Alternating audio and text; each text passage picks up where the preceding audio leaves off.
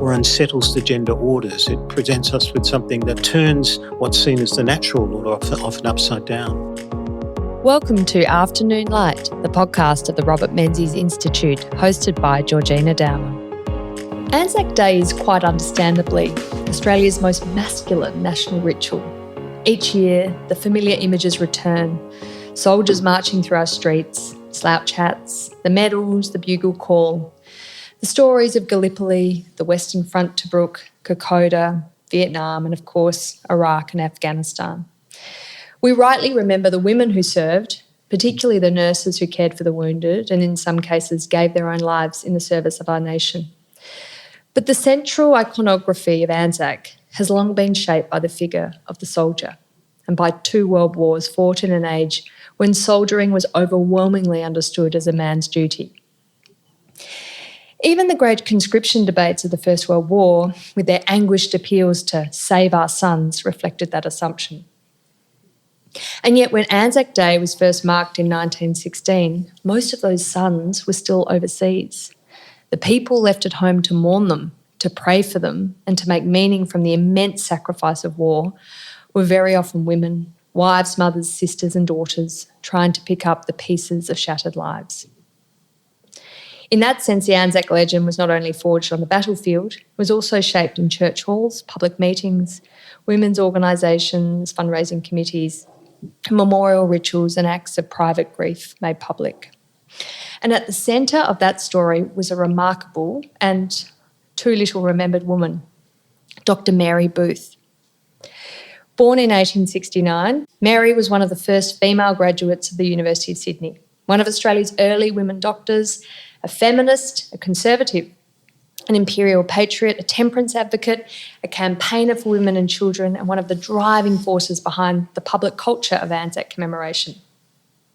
Well, to discuss Mary Booth, her life and her contribution, are the authors of a new biography of her, The Woman Who Shaped the Anzac Legend.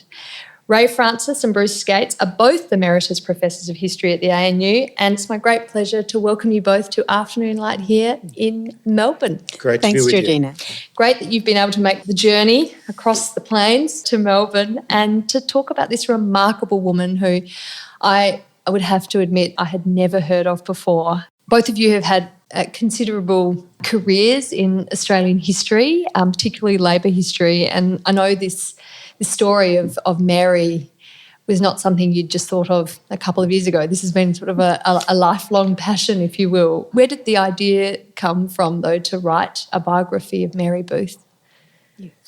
Well, I guess it had its origins in a book that Rae and I wrote a long time ago, Women in the Great War. And in that book, we tried to capture women's experience during the First World War. And we came across Mary Booth, who, rather like you, we didn't know very much about. But the more we read about it, the more quickly we realised just how fundamental she was to the shaping of Anzac Day, to the shaping of the observance of Anzac Day. It took a long while to write that book, partly because Mary destroyed most of her personal papers. So really a biographer longs the emotional voice of the individual. And we had a lot of official correspondence, but not, we thought, Mary's voice. So it took us a while to find the papers that could enable the writing of the biography. Yeah, I remember she did intrigue us from the outset because she was a force of nature. I mean, she was so prominent, particularly during the First World War. I mean, she really stood out as one of the leaders behind the conscription campaign and particularly mobilising women in favour of conscription. But also, as you noted, in the commemoration of Anzac Day, from the very first Anzac Days, and her organisation and her attention to the way in which Anzac Day was marked has left an enduring mark, I think, on the way Australians mark Anzac Day, certainly. When I was researching for this podcast recording, I did start to sort of Google Mary Booth and Anzac, and it was interesting. She's still not given the prominence perhaps she deserves. There's a Brisbane canon who's really who's sort of talked of as the founder of Anzac Day in 1916, and I mean no doubt he plays a very important role, and I think the non-denominational religious commemoration is attributed to him. But it's interesting, isn't it? And I guess this speaks to a lot of your work, Rae, how women, despite being driving forces of something, their stories do get lost because they're not at the table where it, in the room where it happens, so to speak.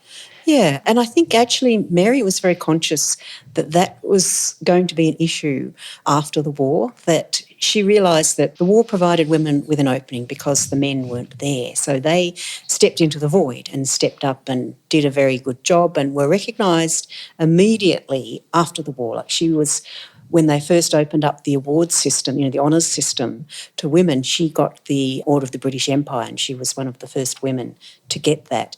But she had a speech about 1919, I think it was, where she said, we have to be on our guard because we will be pushed into the background again and we have to keep pushing. We mustn't go back and allow ourselves to be pushed out of the public sphere because we have so much to contribute, and we've shown that.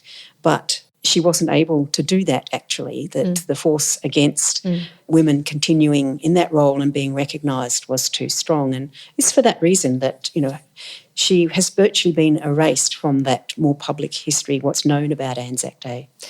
And it takes another world war, doesn't it, for women to be accepted into parts of the workforce they were never allowed in before because of the lack of men. And you see, I think finally in the 50s, that sort of making space for women because they were actually deemed to be quite useful given the experiences of the Second World War. But it's, these wars are so full of tragedy, but there are social changes, unintended social changes and economic changes that take place. You think of like the military-industrial complex that can develop so rapidly for a war effort. And then once the requirements of military production are removed, the capacity gets shifted to more benign and hopefully more useful things, but you still have the know-how there. So it's very interesting. And wars create that. They challenge what people at the time accepted as the natural order of things, where women would be at home looking after the children. And even after the Second World War, as you said, there was an opening up of some roles for women, but by and large people expect women to go back to the home after the war, that was an emergency situation. They're accepted for the emergency, but come the peace, go home, have babies. That was the way women could most effectively contribute to the nation, was the belief. So I find Mary, Dr. Booth, a fascinating figure because when you talk of feminists today, you have, the first feminist sort of 2026 feminist I can think of is someone like Clementine Ford, very sort of out there radical feminist. But she's a first wave feminist and she's conservative. The term you use is maternal feminist, which is, it's really interesting because it's not what I think we would associate with feminism today. It's sort of preserving the role of women and preserving the lives of families and protection of children and that commitment to temperance, for example, and campaigning against sort of social ills that could affect family life.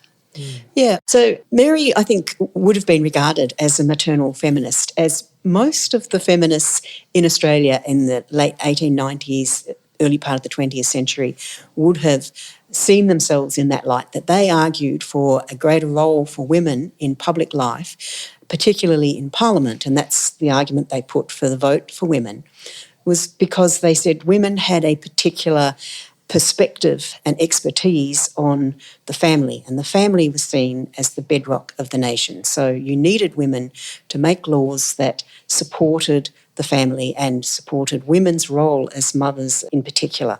And that ties in very closely with, you mentioned, temperance. So they opposed alcohol because of the effect that it had on women, that it used up the men's wages and it caused violence in the home, was their perspective on that. Later on, Mary still saw herself and argued for women's voice because she said that the modern industrial society had taken over a lot of the things that women used to do in the home, particularly education and healthcare. Those things were taken over by the state. And therefore, you needed the women's perspective to go into the state so the state could deliver those things more effectively. So in some cases, she was a conservative, but she was also, she would describe herself as a progressive.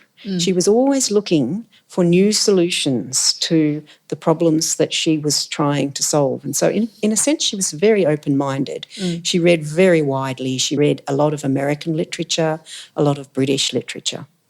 Yeah, it's really interesting, I think, because we're so affected by the reputation and our understanding of the second wave feminists that we don't remember what first wave feminists were, and that they, she was imperialist. She believed in empire. She believed in white Australia, which would have been a very mainstream point of view back then. But she had views that are incredibly challenging on sort of eugenics as well, that we would just think were out and out racist these days.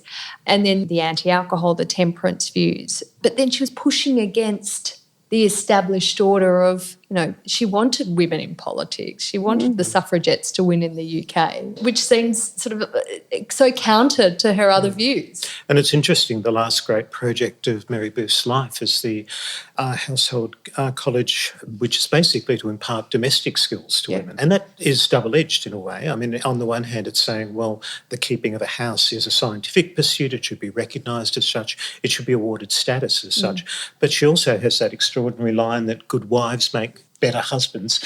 So the sense that there's a duty on women to provide a comfortable home environment for the men. So here you have a woman who forges a career for herself in probably the most male-dominated elite profession there is, medicine.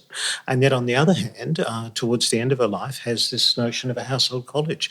So there's a bit of a paradox working, I think, with Mary Booth. But for her, she saw no inconsistency in that. She doesn't see a contradiction. But she wanted to professionalise the occupation of housewife in the way that nursing had been professionalised. I did a subject back in the early 90s, very early 90s, home economics. Yeah, that's right. Let's be honest, it was cooking and sewing. Yeah. But it was made into a scientific pursuit. Yep, she wanted to make it more efficient. So she was very into scientific management. She loved Frederick Taylor and all those ideas about, working smarter, not harder, and she loved gadgets, she loved the technology and those kinds of things. So don't we all love our air fryer? But she never was a wife or a mother herself.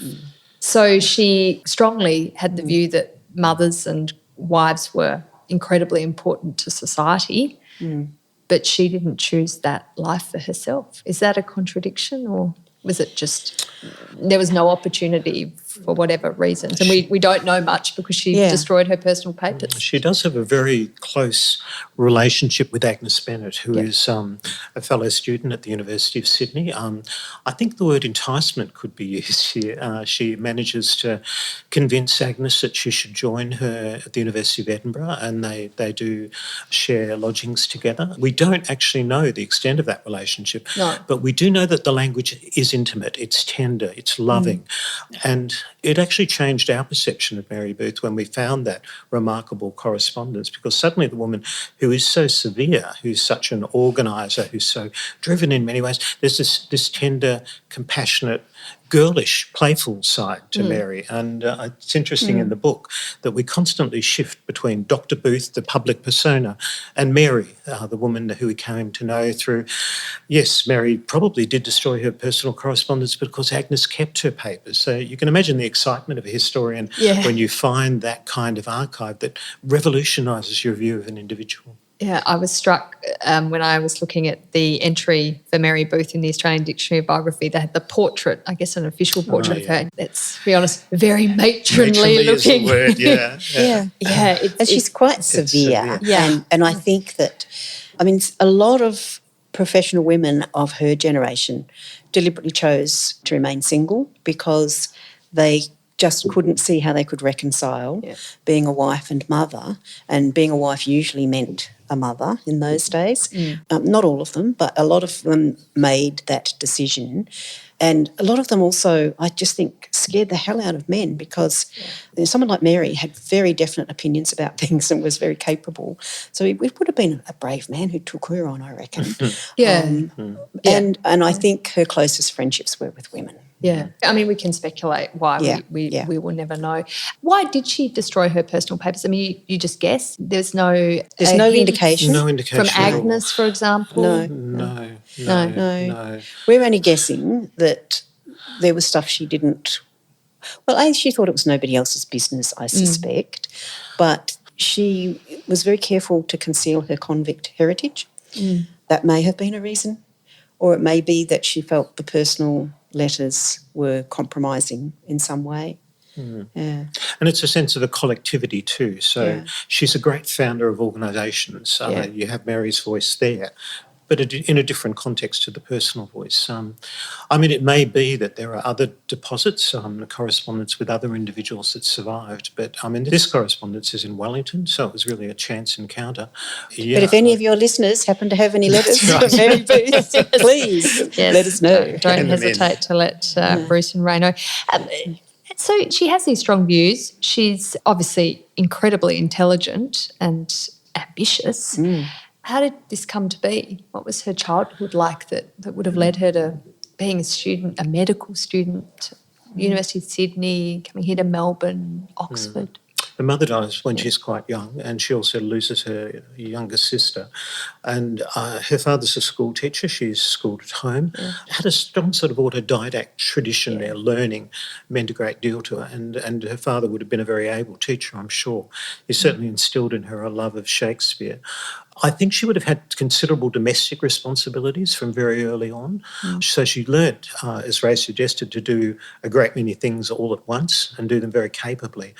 I think, too, that she was inspired by the possibilities that were opening up to women. And we've got to remember what the 1880s and 1890s were like. Australia was the social laboratory of the world. There was a sense that there were new possibilities opening up, and opening up for women in particular.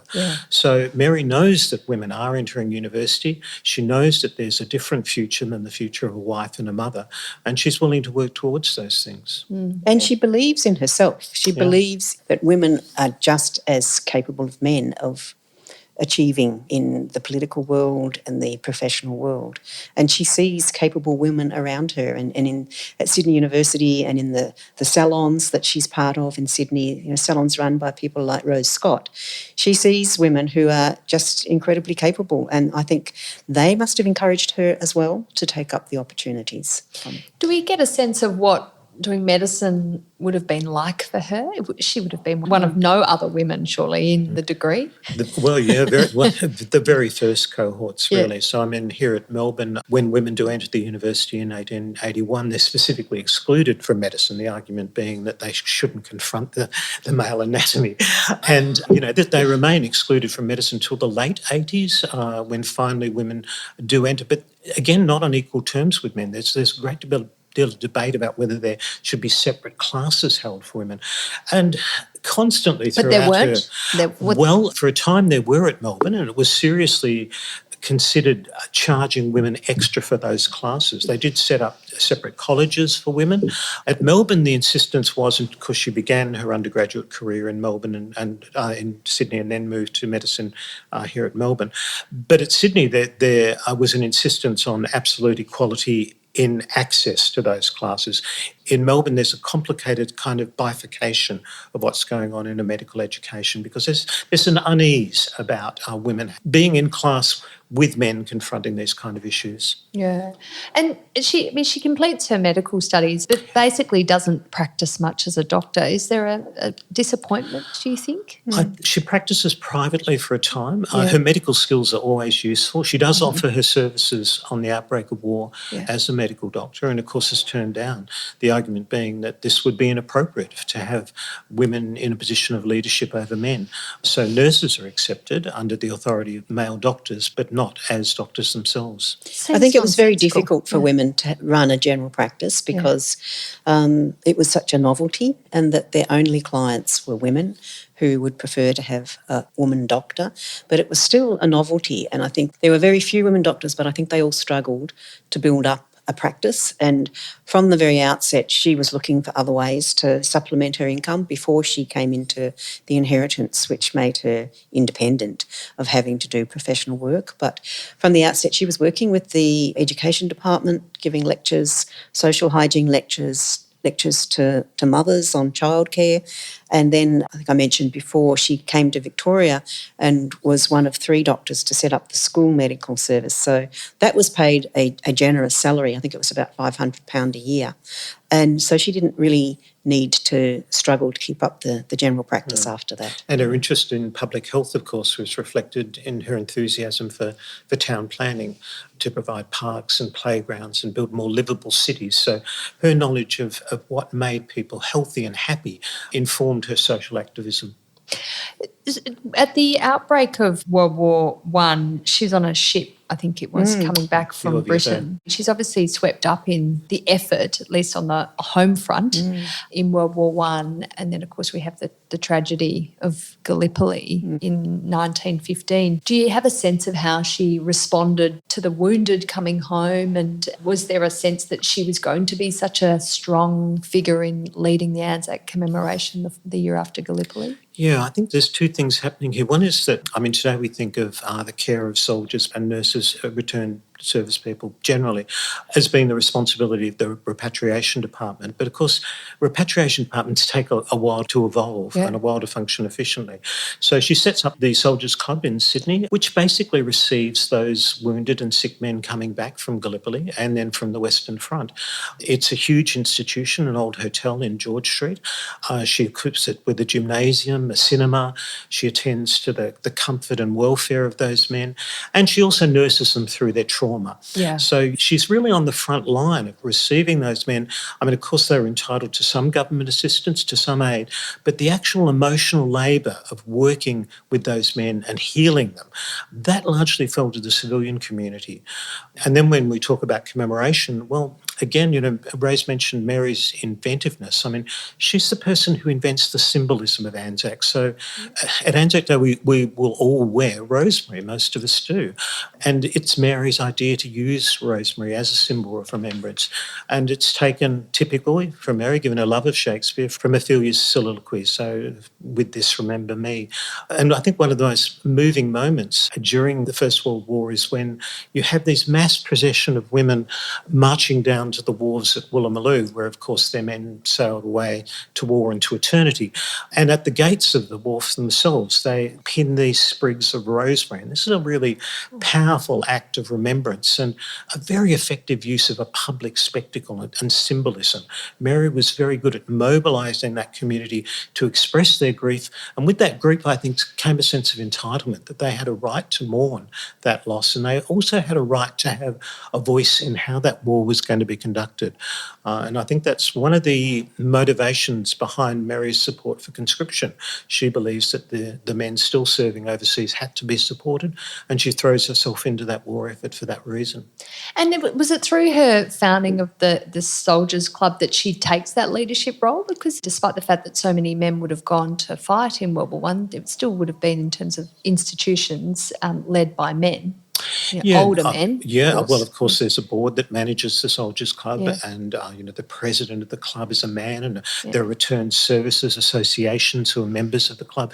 But Mary is seen very much as its guiding force. As you go through the correspondence, the records of the club themselves, you constantly note Mary's hand there. She's a micromanager. She watches things very carefully. And also, I think, let's face it, most of those men were preoccupied with fighting and winning that war. They weren't looking at the aftermath of war. But she sets up the Anzac Fellowship of Women as well. An independent entity, true. Yeah, which is hugely important. It's the only organisation that is allowed to have Anzac in the title. And that's a recognition by Billy Hughes, the then Prime Minister, of how significant the work is that she and the women behind the Soldiers Club, and a lot of other people were very jealous of that, as you can imagine. But it was official endorsement of the significance of the work that they were doing. For our first Anzac Day in 1916, what was the public reception? It's obviously a public holiday now. Hundreds of thousands of people around Australia will go to a dawn service that wasn't a dawn service initially. Of course, the war memorials we're so familiar with today didn't exist. They were mainly built after the First World War. So what would have been the public sense of, they've lost, I think it's over 9,000 men just at Gallipoli, 44,000, I think, were wounded. For a population that we would have had at the time, that's a shocking loss. But was the public captured by this Anzac Day commemoration? Yeah, I think what the authorities wanted to do was to use Anzac Day basically to boost recruitment. And so there was a very strong argument, help your brothers serving overseas, rally to the flag. So that it was used in that sense. Whereas Mary's approach to Anzac Day was much more contemplative, much more mournful, aware of the appalling scale of those losses and what it meant to families at home. So I think there's a tension from the very outset around Anzac Day. And it's reflected, I'm glad you mentioned war memorials, because, the public building of war memorials was frowned upon during the war, largely because you don't want to be investing your money and your efforts in that particular realm. It should be towards supporting the war effort, but also because they're damaging for morale. So what we have as our first war memorials are those honour rolls, rolls saying these men went to war, the subtext being, why didn't you go as well? And eventually those honour rolls are marked with a cross to indicate the loss of a life. So Anzac Day is such an interesting thing because it takes a while to evolve and there's so many different parties involved and it goes in different directions at the same time. I'm interested in the role of women in those conscription debates. Obviously, Mary is pro-conscription. Robert Menzies was pro-conscription. And we have in our museum, which you've just seen, posters from the conscription debates in the First World War, where actually women are used to argue against conscription. It's the blood vote and, you've got to save our sons. Why did women take such different views? So that's a really, really great question, I think. And I think the answer is partly to do with, there's two things here, I think. One is some women had a different assessment of what it meant to support the empire. Some women thought that enough had been given from Australia and that we shouldn't be asked to give any more. People like Mary thought we should give as much as we possibly could. And they also believed that there were a whole lot of shirkers out there, men who should go off and fight, because if they didn't go off and fight, the only people left for women to marry would be these men who were cowards. So there was a bit of a eugenicist thing happening here too. But the overwhelming majority of women, I think, who opposed it did so because they didn't want their sons to be soldiers to kill some other mother's darling boy, as the popular song went at the time, that they just didn't think it was right to conscript people to kill when there was no immediate threat of invasion to Australia. I know you might have a different view of that, Bruce. No, I'd agree. And I think what's so interesting about Mary Booth is that she doesn't lose touch with some of those pacifist feminists. Mary Hodge, for example, they work together for the relief of refugees, even though they're politically at opposite extremes. And Margaret Hodge would have vehemently opposed conscription. So, you actually have their feminism transcending those political differences. And it was Mary Booth's advocacy in the conscription debates, was it, that brought her to the attention of Billy Hughes, particularly the Prime Minister? Absolutely. Yeah. She organises a great public hall meeting in support of the town hall meeting in support of conscription. She invites Hughes to address that meeting. And Hughes and his small entourage are virtually the only men in that room. And he was the only one that was allowed to speak. Indeed. The only man allowed to speak was the Prime Minister. Yeah. And, you get this, it's really spectacular descriptions of this spectacle of women waving handkerchiefs in support of the motion. So it's almost as if it's feminising that public space of the town hall. And it's seen as quite a novelty during the war years that you do have women breaking into the public sphere in ways that they hadn't before. On both sides, both pro-conscription and anti-conscription, women became a force to be reckoned with and a force to be seen on the streets demonstrating. So this is all quite new. It's one of the things that, as Rae alluded to before, unsettles the gender orders. It presents us with something that turns what's seen as the natural order often upside down. Yeah. And would that work in the conscription campaign have led to her being awarded the Order of the British Empire, There's do you no doubt think? about that. Yeah. You can see in the actual citation itself, it's for her war work. And what they mean by that is both the relief of the soldiers and the Soldiers' Club, but also for her advocacy of conscription.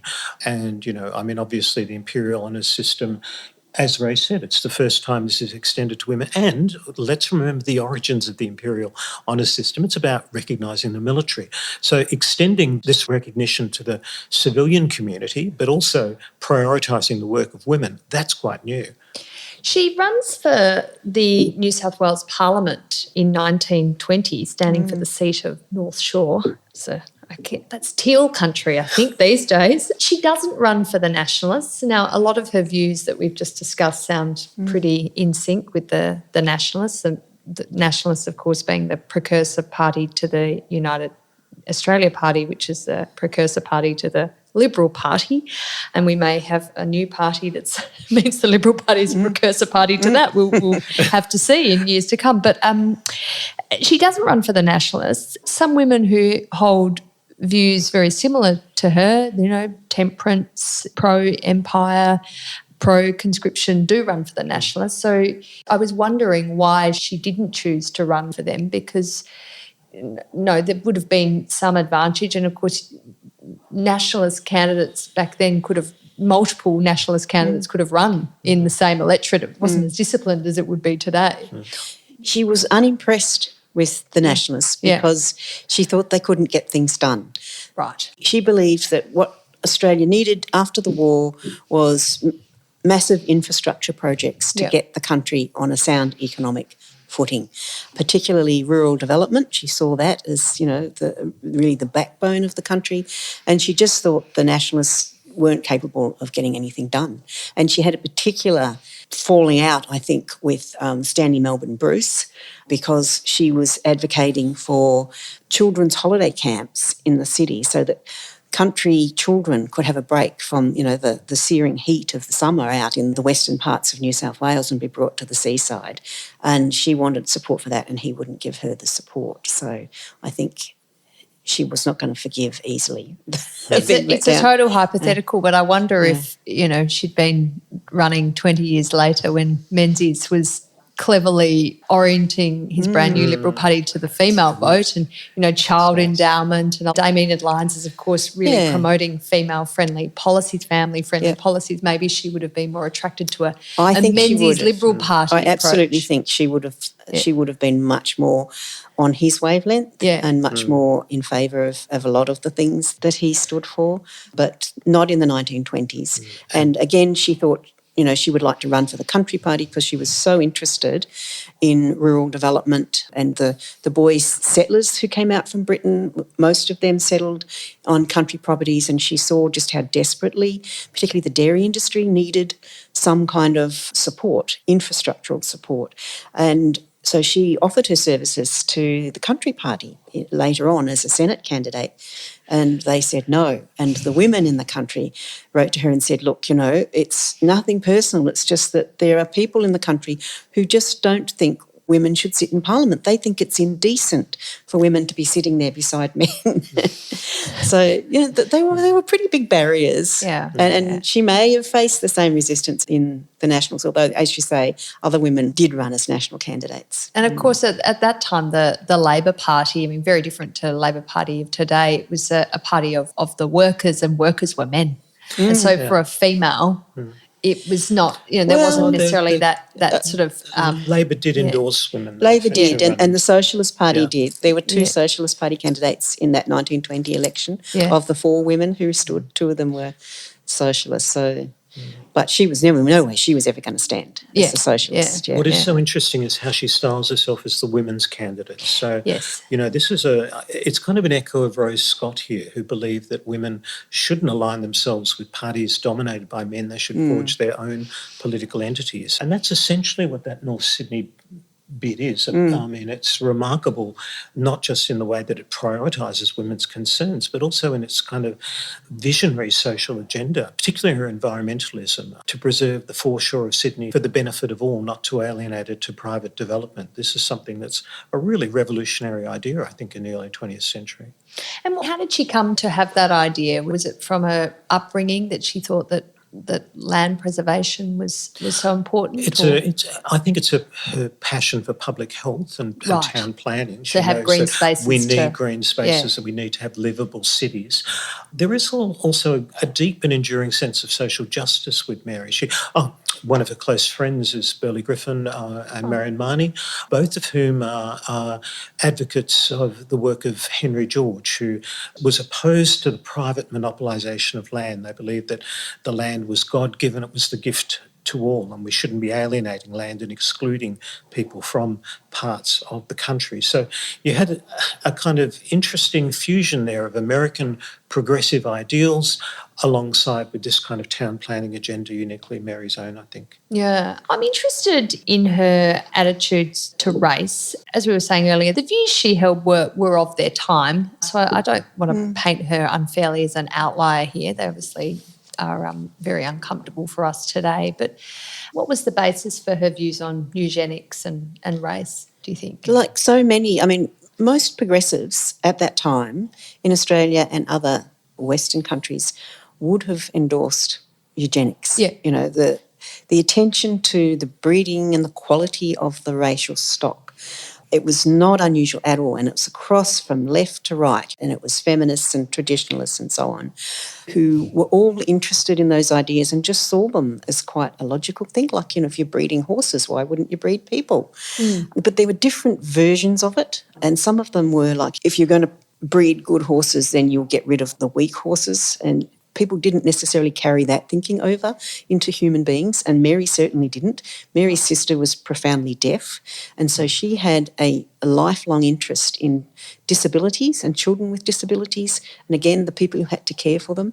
So she was not one of those people who advocated, you know, for euthanasia of the weak, but she was interested in providing the race with the best opportunity to thrive. So when she was in the school medical service, she did this huge survey of school children and tried to understand the differences in the measurements of their health, their size and so on, and the quality of their teeth, and relate it to the environments they grew up in. So she was really interested in the role of the environment in improving the quality of the race.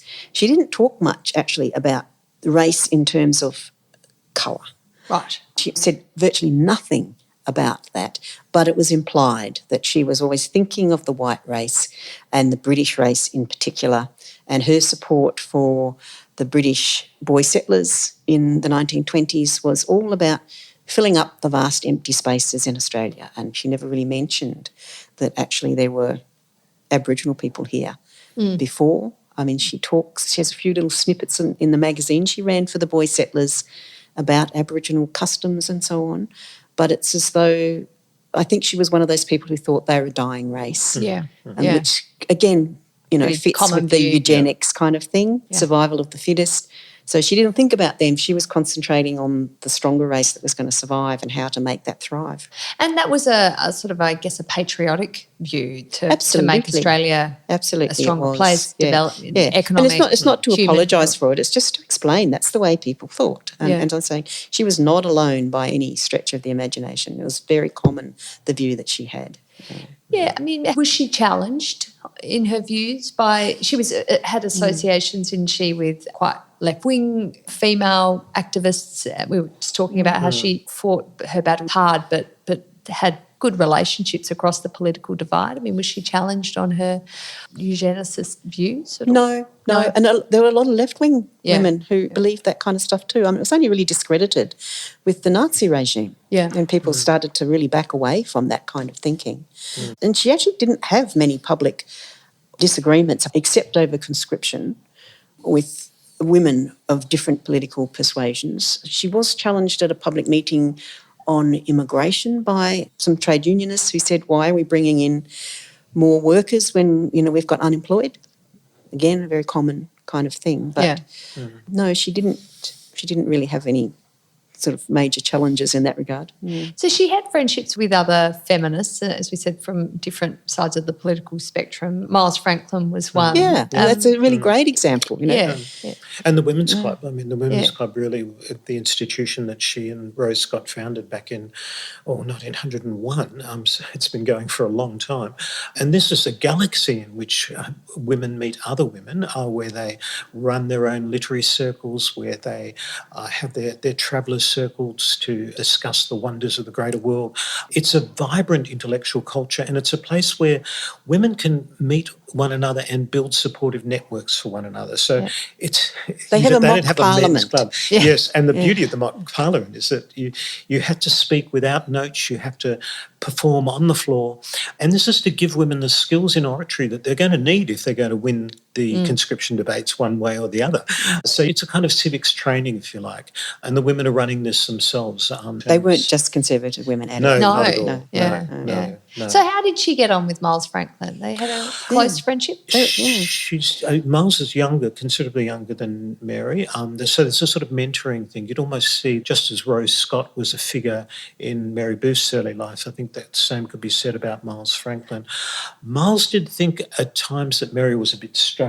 We do have this. Well, towards the end of her life, she said, she just visited Mary. Poor old thing, she thinks I'm a communist. Was she right? Miles wasn't a communist. Not a communist? Not a communist. But she still did. Certainly more left-leaning than Mary. Right. But she still clearly was fond of Mary because she judged the essay competitions that Mary used to set for her young ladies at the Memorial College for Household Arts and Science. So I think that was not something you'd do unless you were very fond of someone. And very politely said that it was so hard to choose. I couldn't pick one from the other. They were all such good quality. Yeah, but I remember at one of the Anzac Day services down at the wharves at Woolloomooloo, and Miles Franklin writes about this and saying how sad she was that these women swelled with pride as one of the ships of the fleet came in, whereas for Miles Franklin, who actually remains a pacifist for the early part of, for a great deal of World War II, whereas Mary eventually realises that you must go and fight this war for empire and for democracy as well. I think that kind of was a defining difference between the two, one more radical, one more pacifist, and one more internationalist rather than empire-centred. I think, Miles Franklin spends a great deal of time, of course, in the United States. There's a sense that her world is much wider than Mary's. Yeah. Apparently Mary attended the opening of the Australian War Memorial in Canberra with Dame Patty Menzies in November 1941. And when I saw that date, and this is me showing my ignorance, on a podcast in public, that we're opening a war memorial, presumably to memorialise the previous war in the middle of the next war. Mm-hmm. I mean, what must that have been like for them to stand there remembering the charnel house that was World War One? Not least the horrors of Gallipoli. But then you're sending more of your sons, more of your boys off to fight in yet another global conflict. And let's not forget we'd been promised that would be the war to end all wars. So, the Great War. The Great War. And Mary reflects on this, doesn't she? She agonises at the outbreak of World War II. There is this correspondence between her and Miles about what is going to happen. And she says, well, there is an evil greater than war, and that is the evil of Hitler and Mussolini. There's a sense that these people have to be stopped. But she also says they must, put their effort into the war again, but it's so much harder this time because we don't have hope. The way we did last time, we believed that what we were doing was going to end the war, and now we don't think that necessarily because how could you think that? She lived a long life. I think she died at the age of 87. Yeah. And we obviously don't have her papers, but do we have a sense of how she reflected on war towards the end of her life, having seen so much of it? Yeah, I don't think she was ever a militarist, to be quite frank. No. And during the interwar period, she was a big supporter of the League of Nations, she hoped. So I imagine that she was a supporter of the United Nations, although we don't have a record of her involvement in the United Nations Association. So, she was old by then and she had very bad arthritis by the end of the Second World War, so quite restricted in what she could do. Yeah, did you have... Yeah, and I think C.W. Bean, who we all see as the architect of the Anzac legend, of course he too became involved in the League of Nations in the 1920s and 30s and indeed opposed initially the Second World War as well because he was so horrified, as you say, by the slaughterhouse of the First World War. How can we possibly do this again? But did change his position on that. Yeah. Well, what a remarkable life, and thank you to both of you for reminding us of the contribution of Dr. Mary Booth, Mary, to the Anzac tradition, to so many women and boys and Australia. So thank you so much. Thanks Pleasure, so much, Georgina. Thank you.